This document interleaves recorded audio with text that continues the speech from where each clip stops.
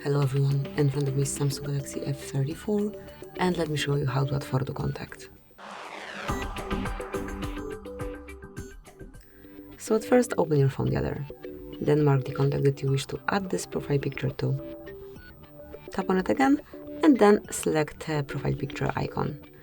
And here you can choose something from your gallery. You can grab a picture by your camera, you can set some AR emoji or choose something from stickers. I would like to select something from my gallery. Then you can customize the picture however you like.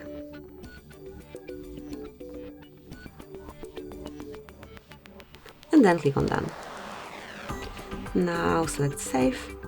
And that's it. From now on this picture is assigned to selected contact. And actually that's all. Thank you for watching. Please subscribe our channel and leave the thumbs up.